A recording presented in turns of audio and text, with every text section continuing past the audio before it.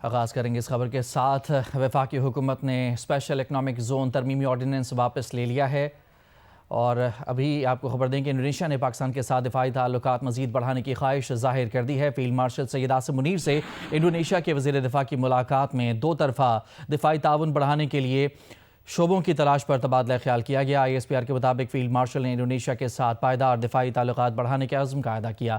اس کے ساتھ پاک انڈونیشیا مشترکہ اقدار اور اسٹریٹجک مفادات پر بھی مبنی تعلقات بڑھانے کے عزم کا اعادہ کیا گیا۔ ISPR کے مطابق ملاقات میں علاقائی اور عالمی سیکیورٹی صورتحال پر تبادلہ خیال کیا گیا۔ دونوں رہنماؤں نے پاک انڈونیشیا دفاعی صنعتی تعاون اور ادارہ جاتی رابطے مضبوط بنانے کی اہمیت پر زور دیا۔ ملاقات میں دونوں ملکوں کے درمیان تربیتی اشتراک کی اہمیت پر بھی زور دیا گیا۔ انڈونیشیا کے وزیر دفاع نے مسلح افواج کی پیشہ ورانہ مہارت کو سراہا، دہشت گردی کے خلاف پاک فوج کی قربانیوں کو تسلیم کیا۔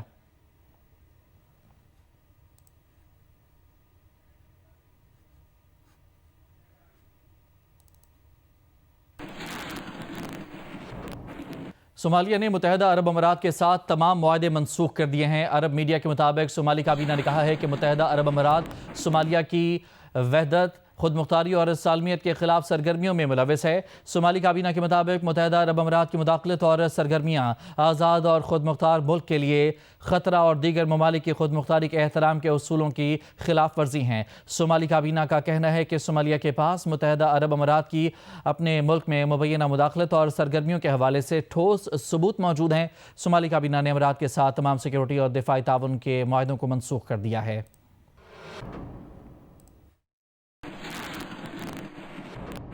وفاقی حکومت نے اسپیشل اکنامک زون ترمیمی آرڈیننس واپس لے لیا ہے۔ وزیر اعظم نے آرڈیننس واپس لینے کی تجویز صدر کو بھجوا دی ہے۔ اس سے پہلے صدر کی منظوری کے بغیر ہی یہ آرڈیننس نافذ العمل ہو گیا تھا، جس پر پیپلز پارٹی نے قومی اسمبلی میں احتجاج کیا تھا۔ اجلاس سے پیپلز پارٹی کے نوید قمر نے نقطہ اعتراض پر بات کرتے ہوئے کہا کہ اس ایوان کی بنیادی ذمہ داری قانون سازی ہے۔ پہلی بار حکومت نے ایسا آرڈیننس نافذ کیا ہے جس کی صدر نے بھی منظوری نہیں دی۔ ایسا تو آمریت میں بھی نہیں ہوتا۔ نوید قمر نے اس معاملے پر پارٹی کی طرف سے ایوان کے بائیکاٹ کا اعلان کیا۔ اس پر اسپیکر نے کہا کہ اب مسئلے کے حل کی طرف جانا ہے۔ اس سلسلے میں حکومت کی بات بھی سن لیں۔ اس پر ایوان میں موجود وزیر قانون اعظم نذیر تارڑ نے کہا کہ میں حکومت کی طرف سے واضح طور پر کہہ رہا ہوں کہ جب تک صدر توثیق نہ کریں ہم اس آرڈیننس کو نوٹیفائی نہیں کریں گے۔ پیپلز پارٹی کے ارکان ایوان سے نکل رہے تھے کہ PTI کے حسین طارق نے ایوان میں کورم کی نشاندہی کر دی۔ گنتی کے بعد کورم پورا نہ ہونے پر 15 منٹ کا وقفہ کیا گیا، جس کے بعد اسپیکر ایک بار پھر ایوان میں آئے۔ گنتی دوبارہ پوری نہ ہونے پر اجلاس منگل کی صبح 11 بجے تک ملتوی کیا گیا۔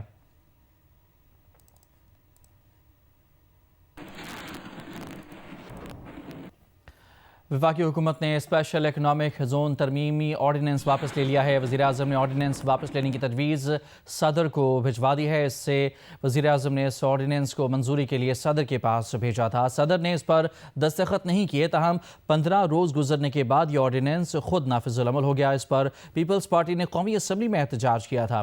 تفصیلات جانتے ہیں، جیو نیوز کے نمائندہ نوشین یوسف ہمارے ساتھ موجود ہیں۔ نوشین، بتائیے گا ایسی کیا صورتحال پیش آئی کہ پہلے یہ آرڈیننس منظوری کے لیے صدر کو بھیجا گیا اور اب واپس لینے کے لیے صدر کو بھیجا گیا ہے؟ جی بالکل، صدر مملکت کو اب بھجوائی گئی ہے وزیر اعظم کی جانب سے ایڈوائز، جس میں وزیر اعظم شہباز شریف نے دستخط سے اپنی ایڈوائز بھجوائی، جس میں انہوں نے کہا ہے کہ جو اسپیشل اکنامک زون ترمیمی آرڈیننس ہے اسے واپس لیا جائے، کیونکہ اس سے قبل جو ہے یہ آرڈیننس جو اجرا ہوا تھا وہ صدر مملکت کے دستخط کے بغیر کیا گیا تھا، جس میں پاکستان پیپلز پارٹی نے آج قومی اسمبلی میں شدید احتجاج کرتے ہوئے واک آؤٹ کیا تھا، اور انہوں نے اس حوالے سے اپنی پارلیمانی پارٹی کا اجلاس بھی طلب کیا ہے، جس کے بعد حکومت نے وفاقی حکومت اسپیشل اکنامک زون سے متعلق جو ترمیمی بل آرڈیننس تھا اسے واپس لینے کا فیصلہ کیا، اور اب صدر مملکت کو وزیر اعظم کی جانب سے ایڈوائز بھجوا دی گئی ہے کہ اس آرڈیننس کو، جو کہ متنازع بن چکا ہے پاکستان پیپلز پارٹی کے احتجاج کے بعد، اسے واپس لے لیا جائے۔ جی ٹھیک، اچھا یہ بھی بتائیے گا پیپلز پارٹی کو اس آرڈیننس سے آخر پرابلم کیا تھی، یہ پتہ چل سکا ہے؟ پاکستان پیپلز پارٹی کا کہنا تھا کہ صدر مملکت نے اس آرڈیننس پر دستخط نہیں کیے تھے، لیکن وفاقی حکومت نے اس آرڈیننس کو ان کے دستخط کے بغیر ہی جو ہے اس کا اجرا کر دیا تھا۔ اس کے ساتھ ساتھ اسلام آباد بلدیاتی آرڈیننس جو ہے وہ بھی صدر مملکت نے آج جاری کیا تھا، لیکن اب پاکستان پیپلز پارٹی کو اعتراض تھا کہ اسپیشل اکنامک زون سے متعلق جو آرڈیننس ہے اس کے اوپر صدر نے دستخط نہیں کیے تھے اور وفاقی حکومت نے اسے جاری کر دیا۔ جی بہت شکریہ آپ کا تفصیلات کے لیے Nausheen.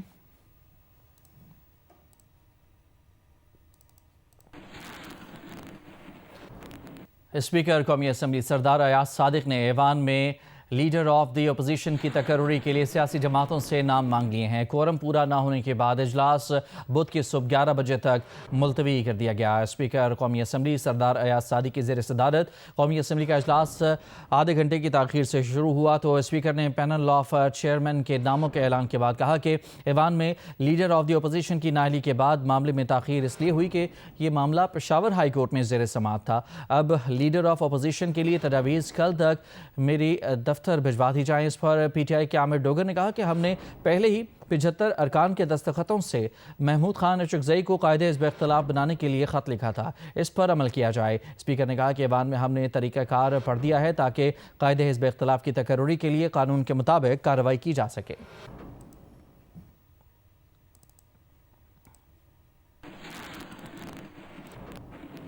Chairman PTI barrister Gauhar का कहना है कि सुहेल आफरीदी का दौरा सिंध बहुत अच्छा रहा। सिंध हुकूमत का आखिरी दिन का रवैया जमहूरी नहीं था। सिंध हुकूमत को टोपी अजरक का ख्याल रखना चाहिए था। हुकूमत जल्द अपोजिशन लीडर का नोटिफिकेशन जारी कर दे, कहीं होम अलोन का शिकार ना हो जाए। सिंध के जो विज़िट रहा है वज़ीर आला का अल्हम्दुलिल्लाह बहुत इनकरेजिंग है, बहुत पजीराई मिली है। दुनिया जहान के लोग निकल आए हज़ारों के तादाद में, लोगों ने एक झलक देखा। लेकिन एक बात पे ज़रूर अफसोस हुआ है, सिंध हुकूमत का आखिरी दिन का रवैया जमहूरी सोच का आकाश नहीं था। उन्होंने अपना भरम निभाना था और अपने अजरक और टोपी का ख्याल रखना था। सुहेल आफरीदी साहब ने बड़ा अच्छा काम किया वहाँ पे कराची के, लेकिन सवाल ये है कि सुहेल आफरीदी साहब का जो हम देख रहे हैं कि उनके इलाके तीरा में कल डिप्टी कमिश्नर ने परसों जो है लोगों को कहा कि वो नकल मकानी करें, घर खाली कर दें। क्या ऐसे मौके पर सुहेल आफरीदी का कराची जाना बनता था? नहीं, देखो सुहेल आफरीदी साहब हर वक्त उनके साथ थे और जहाँ तक दहशतगर्दी का ताल्लुक है, ये दहशतगर्दी तो सबके लिए एक कंसर्न है और वो जहाँ भी है हमने उनकी हमेशा से मजम्मत की है। लेकिन वो ये उनका हल्का था। नहीं, ये देखो ये भी उनका एक प्लान था। उन्होंने जाना है, इधर भी जाना है, बाकी जगहों पर। वज़ीर मुमलिकत बराए दाखिला तलाल चौधरी का कहना है कि वज़ीर आला हो या आम रहनुमा, कौमी बयानिए के खिलाफ कोई गुफ्तगू बर्दाश्त नहीं की जाएगी।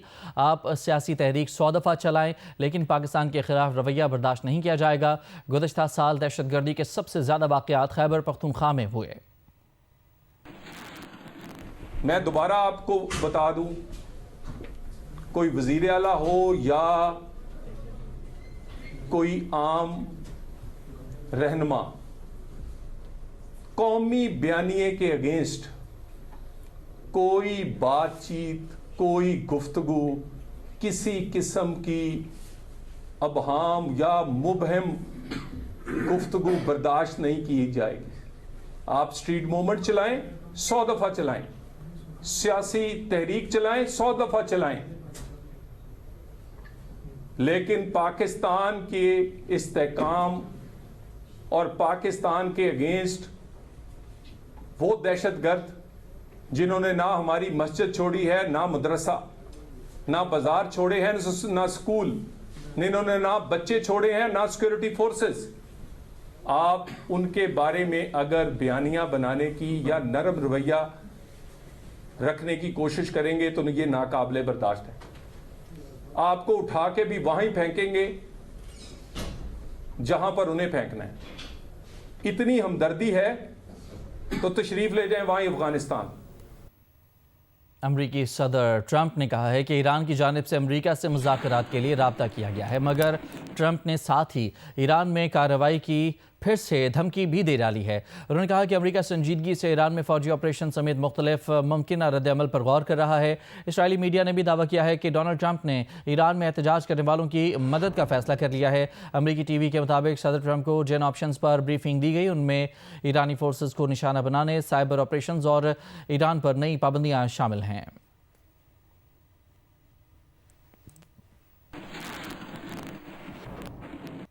तर्जुमान ईरानी वजारत ख़ारजा इस्माइल बकाई का कहना है कि अमरीका के साथ राब्ते के ज़राए बहाल हैं। वज़ीर ख़ारजा अब्बास अराक़ची और अमरीकी नुमाइंदा स्टीव विटकॉफ के दरमियान राब्ते खुले हैं। ज़रूरत पड़ने पर अराक़ची और विटकॉफ के दरमियान पैगामात का तबादला होता है।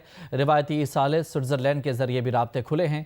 अमरीका ने कुछ मामलात का जिक्र किया, कुछ उमूमी ख़यालात सामने आए। मजमूई तौर पर ईरान कभी मुज़ाकरात से पीछे नहीं हटा।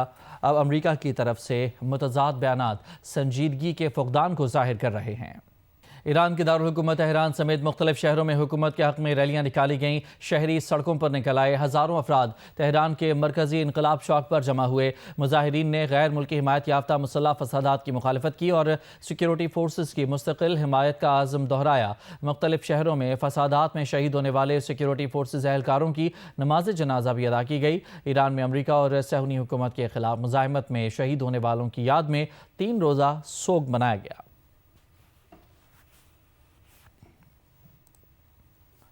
نائب وزیر اعظم اسحاق ڈار اور ایرانی وزیر خارجہ عباس عراقچی میں ٹیلی فونک رابطہ ہوا ہے. اعلامیہ کے مطابق ایران کی موجودہ صورتحال پر تبادلہ خیال کیا گیا. اسحاق ڈار نے رابطے اور مشاورت کے تسلسل کی اہمیت پر زور دیا. پاک ایران وزرائے خارجہ نے قریبی رابطے میں رہنے پر اتفاق کیا. دونوں رہنماؤں نے پاک ایران سفارتی روابط جاری رکھنے کے عزم کا اعادہ کیا.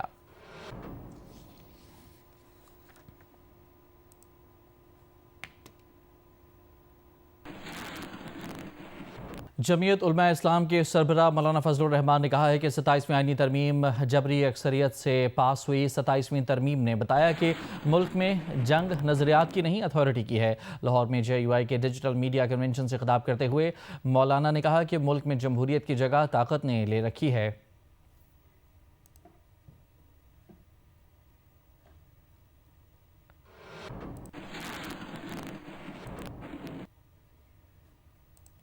وزیر اعلیٰ خیبر پختونخوا کے معاون خصوصی برائے اطلاعات شفیع جان نے کہا ہے کہ سندھ حکومت کی توقع نہیں تھی کہ اتنے لوگ نکلیں گے، مگر جب توقعات کے برعکس لوگ نکلے تو سندھ حکومت گھبرا گئی. جیو نیوز کے پروگرام آج شاہزیب خانزادہ کے ساتھ میں بات کرتے ہوئے انہوں نے کہا کہ ہو سکتا ہے کہ ہم اسٹریٹ موومنٹ کے آخری مرحلے پر لوگوں کو اسلام آباد نہ بلائیں اور پورا پاکستان جام کر دیں. ہم نے طے کر لیا ہے کہ مزاحمت سے ہی مذاکرات کا راستہ نکلے گا. ہمارے ساتھ جو ہوا اس کے بعد پیپلز پارٹی سے اب کوئی مذاکرات نہیں ہوں گے. ایک کھلے دل سے ہمیں ویلکم کیا جا رہا تھا اور ہم اس کو سراہ بھی رہے تھے. اب یہ ہمیں بھی پتہ نہیں چلا کہ کیا ہوا. پہلے 2 دن سب کچھ ٹھیک تھا. شاید انہوں نے جس سے پوچھنا تھا وہاں سے ان کو کوئی حامی جو ہے وہ نہیں ملی. اور دوسری بات یہ کہ سندھ حکومت ایک دم سے گھبرا گئی. ہم کوئی اسٹریٹ پہ جلسہ نہیں کرنا چاہ رہے تھے. جب سہیل آفریدی صاحب جس دن جلسہ گاہ جانا تھا فارم ہاؤس سے ہم نکلے تب بھی انہوں نے سندھ پولیس کے موبائل لگے ہوئے تھے. میں نے اپنے ہاتھوں سے ان کو ریکویسٹ ہی کیا. اس کے وہ فوٹیج موجود ہے کہ ہمیں جانے دے. ہم قانون کو ہاتھ میں نہیں لینا چاہتے تھے. ہمارے پاس تو ہزاروں لوگ تھے. ایک موبائل یا 2 موبائل کو ہٹانا کتنی بڑی بات ہے، لیکن ہم نے قانون کو ہاتھ میں نہیں لیا. یہ ایکسپیکٹیشن نہیں تھی کہ لوگ نکلیں. جب لوگ نکلے ان پہ پریشر آئے اوپر سے، جہاں سے انہوں نے پوچھنا تھا، جہاں سے شہباز شریف پوچھتے ہیں، کیونکہ یہ دونوں تو ایک لائن میں کھڑے ہیں. اسٹریٹ موومنٹ ہوتا ہی ایسے ہے کہ ہر چوک پہ جو لوگ جمع ہوتے ہیں. شاید ہم اسلام آباد نہ بلائیں، ہم پورا پاکستان جیم کر دیں. وہ رہنمائی جنہوں نے ایک مثبت بات کی تھی کہ جی ہمارے دروازے ڈائلاگ کے لیے کھلے ہیں. جب میں نے آپ سے پیپلز پارٹی کے حوالے سے جمعے کو سوال کیا تھا، اب بھی یہی اسٹیٹس ہے یا وہ چینج ہو گیا؟ ابھی نہیں کھلے. اب جو ہوا ہے ہمارے ساتھ اس کے بعد کس منہ سے یہ ہمارے ساتھ بیٹھیں گے؟ ان کے اختیار میں نہیں ہے. NOC دے دیتے ہیں، شیلنگ کرتے ہیں. یہ مذاکرات ان کے اختیار میں ہیں. یہ بے اختیار ہیں. جو گڑی خدا بخش میں بلاول صاحب نے تقریر کی یا زرداری صاحب نے تقریر کی، تو اس تقریر کے بعد شہباز شریف بھی خطرے میں پڑ گئے ہیں، کیونکہ یہ بھی دوڑ میں شامل ہو گئے ہیں. یہ بھی صرف اشارے کے انتظار میں ہے. دیکھیں مذمت سے ہی مفاہمت کا راستہ نکلے گا. یہ ہم طے کر چکے ہیں. ان کا بلاول بھٹو صاحب اتنے لوگ کراچی میں اکٹھے نہیں کر سکتا جتنے ہم نے کیے ہیں. پیپلز پارٹی کی سیکرٹری اطلاعات شازیہ مری نے کہا ہے کہ ہم نے PTI والوں کا راستہ بند نہیں کیا. ہم نے انہیں جلسے کی اجازت دے دی، مگر PTI سڑک پر احتجاج کرنا چاہتی تھی کیونکہ سب کو پتا ہے کہ روڈ پر 50 بندے بھی 500 لگتے ہیں. انہوں نے بات جیو نیوز کے پروگرام آج شاہزیب خانزادہ کے ساتھ میں بات چیت کرتے ہوئے کہی. یہ ہوا کیا ہے؟ کیا واقعی جو آپ لوگ کر رہے تھے آپ کے اوپر دباؤ آیا جس کے تحت یہ سب ہوا؟ ہائی وے کے اوپر میں متعدد بار جو ہے پھنسی ہوں. وہاں پہ ٹریکٹرز ہوتے ہیں، وہاں پر ٹریفک کا نظام ہو جاتا ہے. پہلی مرتبہ نہیں ہے. جو سندھ میں رہتا ہے نا اس کو پتا ہوگا، ہمارے مہمانوں کو نہیں پتا. وہ آپ درست کہہ رہی ہیں کہ بہت دفعہ بلاک ہو جاتا ہے، مگر اس دفعہ تو کیا گیا تھا.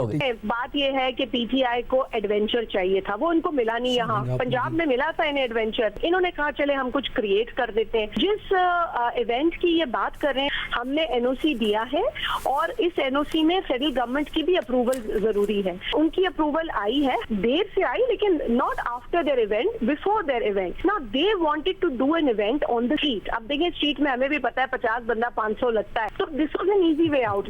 یو اس کی एहलकार जो चीफ मिनिस्टर है उनके साथ असाइंड थे। शाहजेब अब क्या करें हम? कह रहे हैं कि एनओसी मिल गई, एनओसी के बाद शेलिंग की गई क्योंकि एक्सपेक्टेशन नहीं थी कि इतना क्राउड पुल कर पाएंगे, वो क्राउड देखकर प्रेशर आया आप लोगों पर। जिस तरह की ये लफ्जाजी कर रहे हैं, जिस तरह की स्क्रिप्ट ये है, ये वही सीपीटी स्क्रिप्ट है जो एंटी पीपीपी है।